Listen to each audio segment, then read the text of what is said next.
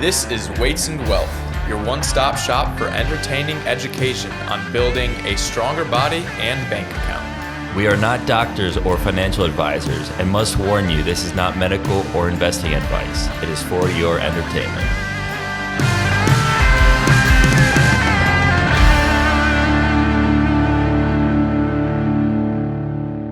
Welcome back to the number one fitness, finance, faith, freedom, and family podcast in the world. Yeah. Weights and Wealth. Weights and Wealth is excited to announce we're doing a little fitness competition with some rewards just to check in on our listeners and see how you guys are doing with your fitness. It's going to be a squat, bench, and deadlift followed by a 1 mile run. So all we need to see from you guys is your 1 rep for squat, bench, and deadlift, all within 5 minutes, and then a 1 mile run. You can just take a picture of your smartwatch or whatever you wear with the time and the distance, and we'll have a scoring matrix with details that you can find on our Instagram. And the rewards are going to be first place, a shout out on the podcast, and a free 1 hour consultation with myself, Ted's Lift Help. Second place, we'll get a one-on-one call with Nick regarding his personal financial philosophy, and he can help make sure that you have investment accounts set up. And then the third place, we'll get to pick the next book for Weights and Wealth to do a full episode on. We've got a couple book club episodes that will be coming out. Specifically, we've got one around the 4th of July, and then we have another one planned for early fall. But you guys will be able to pick, whoever gets third place will be able to pick the next book that we'll all read and then review and go into depth on an episode. With this, since you're doing a couple lifts or a few lifts in a row and then the 1 mile run, you probably aren't going to get your 1 rep max on those lifts, but just a heavy single, and then the 1 mile run will help you probably win first, second, or third place.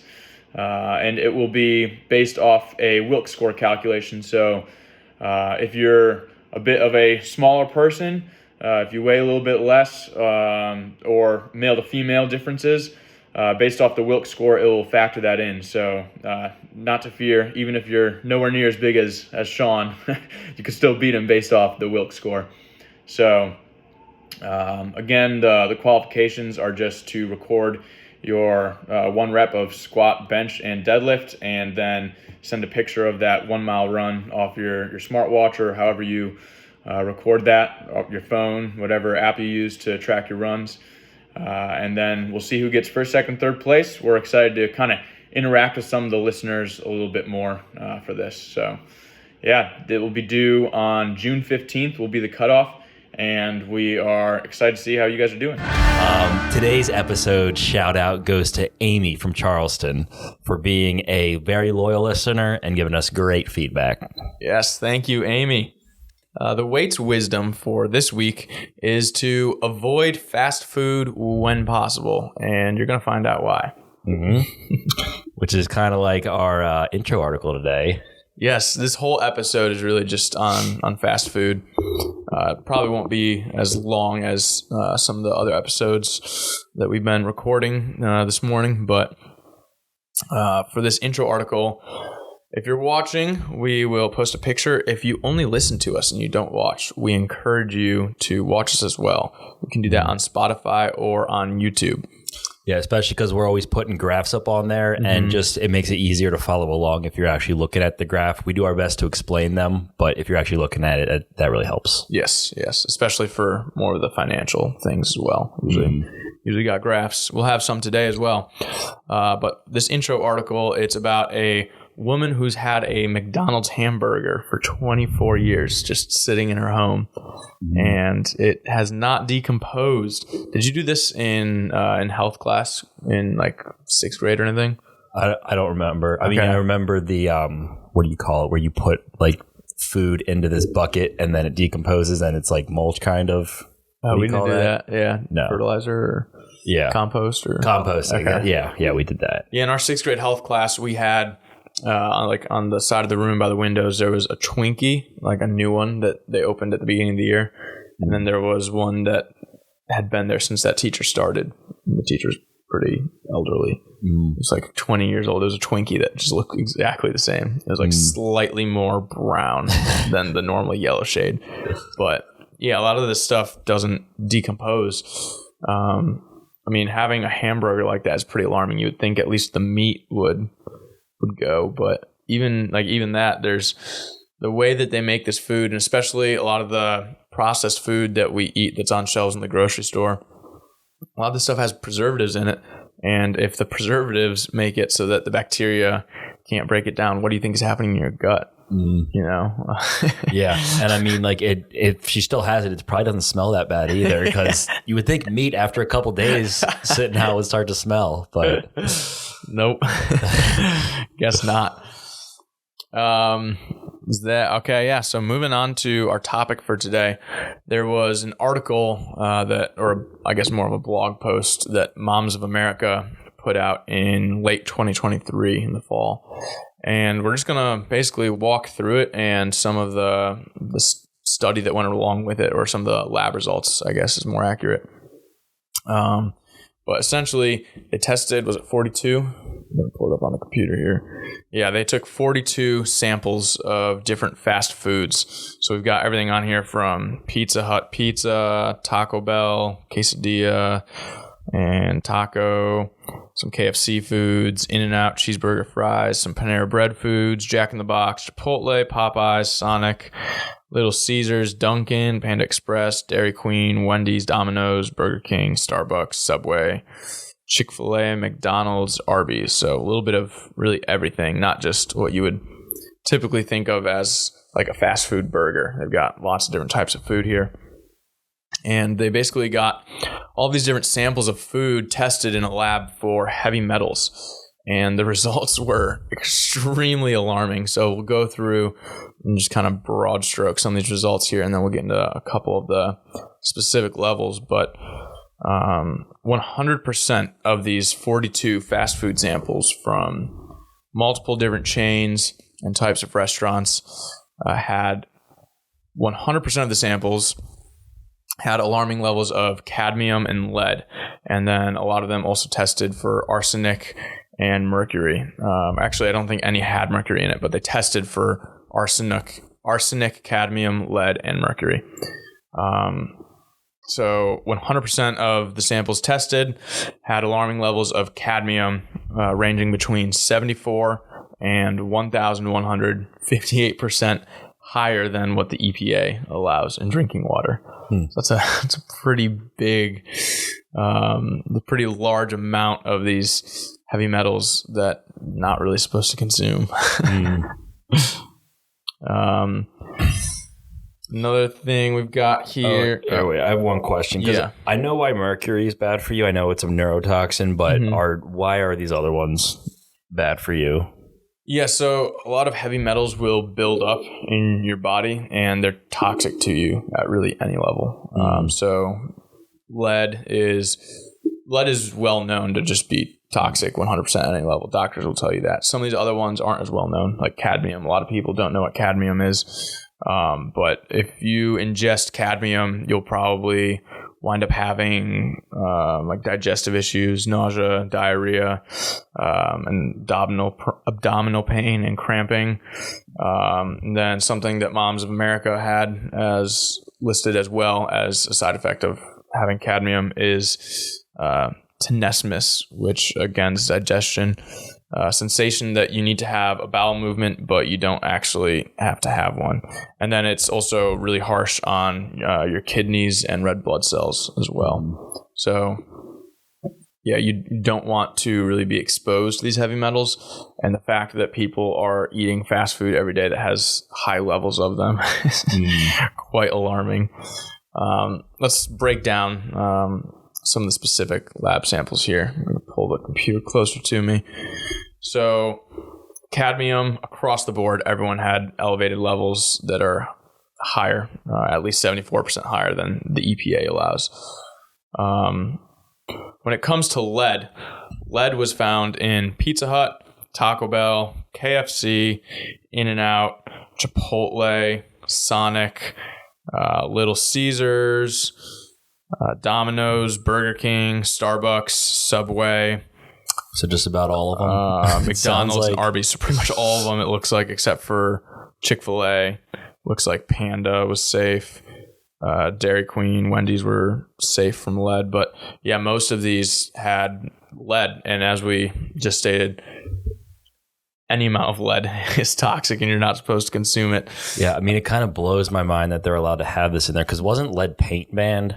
Yeah, lead-based paint was banned because kids were sometimes eating paint chips, and lead's toxic. So, especially for your brain. So, with developing children, lead-based paint was banned. That was a long time ago, like 70s or 80s maybe. Yeah, but this is still going on today. In our food. Yeah, like you're eating it on purpose.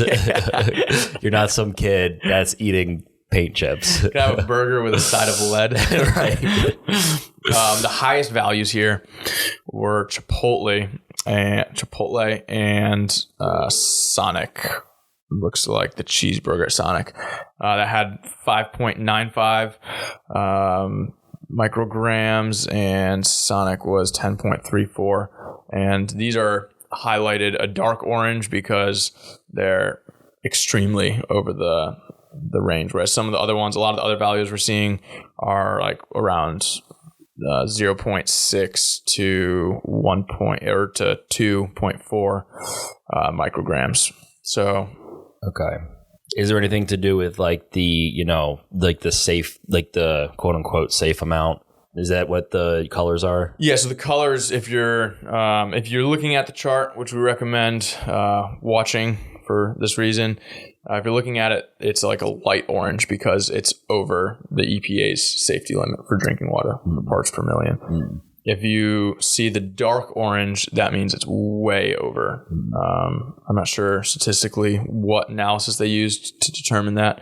And then if it's white, that means it wasn't detected, which you'll see with the ND, detected at very small levels, or I think anytime there's a value, it's a light orange because these are heavy metals that are toxic at any level to you. But specifically with lead, the two that are way over is going to be the Chipotle Carnitas Bowl and Sonic Cheeseburger. And then if we move on to arsenic, we've got not as many tested for arsenic as we said in the beginning. We've only got Pizza Hut, Chipotle, Panda Express, and Domino's. With Chipotle, I mean, yeah, you've got 2.61 for Pizza Hut, micrograms. 2.61 for the vegetable topped pizza is light orange, and then you have super high values, 14.51 micrograms. I mean, that's 6 times the amount. 16.42 for Panda Express orange chicken. 17.36 for that Carnitas Bowl with everything. This actually brings up a really interesting point to me that I didn't think about. I can't eat Chipotle because a couple times in high school or college, I tried eating Chipotle. I think like high school, my family got it a couple times. And after the first time, I was like, I can't eat this because it makes me really nauseous. Maybe it was because there's heavy metals in it. So even if you think you're making like a healthier option like Chipotle, you think is a healthier option because it's meat and beans and rice and veggies.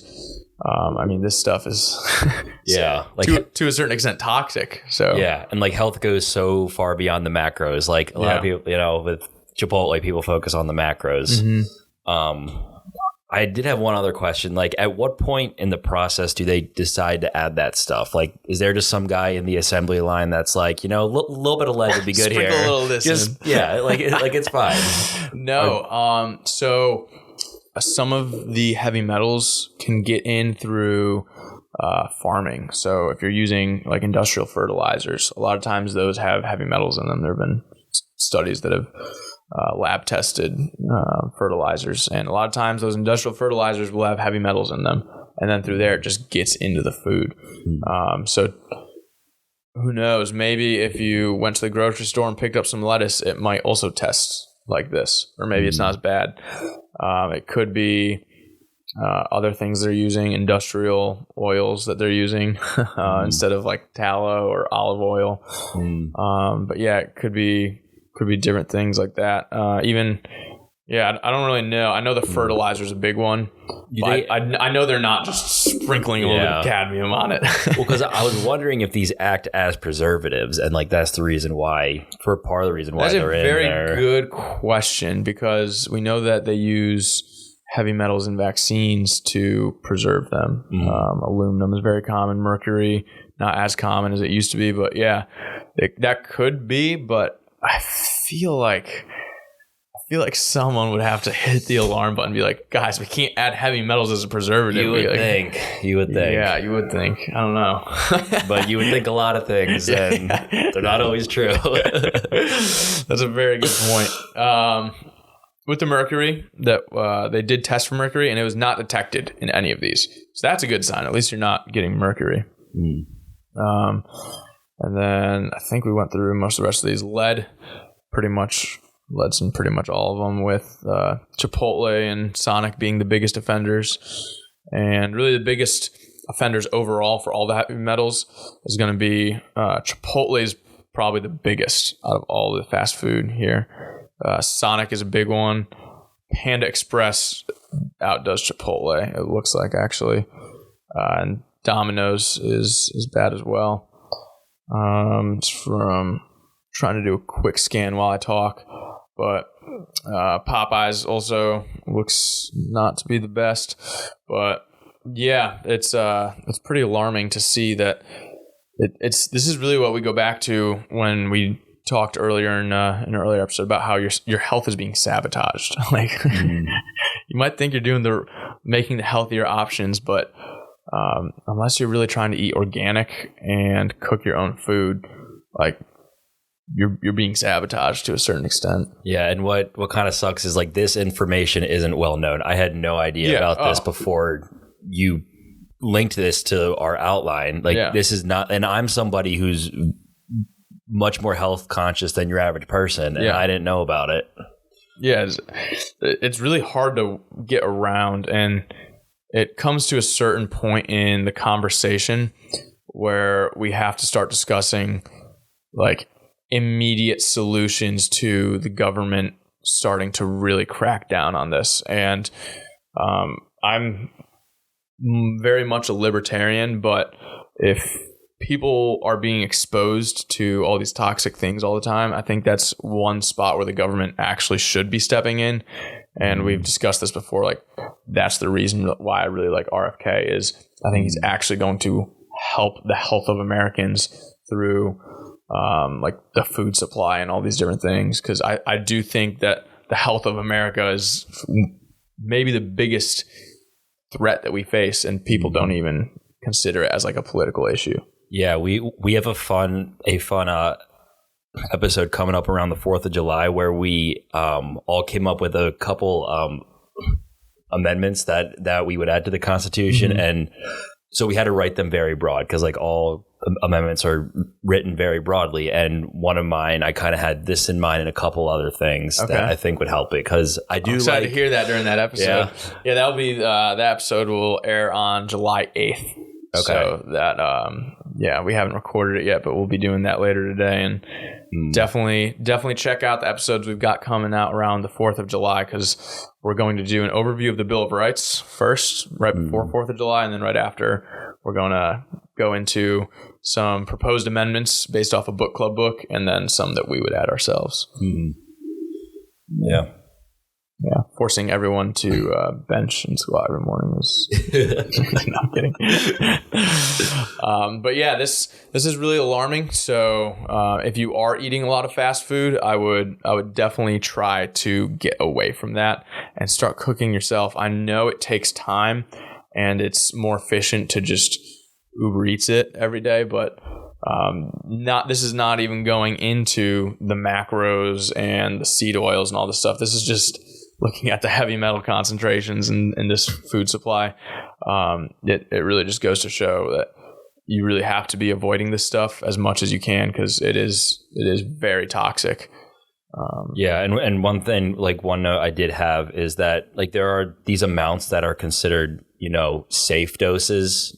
I think everyone kind of knows that that none is better than some, but there are still considered like safe doses according to the FDA. However, I don't believe that they are like crossed with other safe doses, quote unquote, of heavy metals. Good point. So let's just take two random metals. Let's take aluminum and cadmium. So if they're doing a test on how much is safe, what that threshold is, they're only looking at one of them at a time. They're not combining lead and aluminum and cadmium and saying, oh, actually, when you consume all three of these, instead of random number 0.2 micrograms, when you combine them all, it's actually 0.06 that's safe. So that's a very good point. And this goes to show that the thresholds that they've set should probably be lower when you start to combine them all together. But then once again here, like every single one was over the threshold for cadmium, and a lot were for lead, and a few were for arsenic. So yeah, and I also don't know how they're getting these numbers. Like it's most likely animal tests, because you can't, give a human ethically a lot of lead and then see what happens to them. Yeah. So unless there was some sort of environmental thing where people happen to have been exposed to a lot of lead, and they look at that, but I don't. Yeah, it's just something that's also hard to really test and repeat. Yeah, which is why if we know that it's toxic, we should just try not to consume any of it. Right. Ideally, yeah. Yeah. Well, if you guys are as surprised as we are about the information we covered in this episode, hit us up on the Instagram and let us know what you think. And then the biggest conclusion from this is you got to start cooking your own food more. Absolutely. All right, guys. Thanks for listening, and we will be back next week. Thanks for joining us today at Weights and Wealth. And don't forget to apply today's lessons to live healthy and wealthy. If this conversation will contribute to your fitness and financial gains, please share it with a friend or family member and give a 5-star review so more people can lift bigger weights and get bigger bank accounts.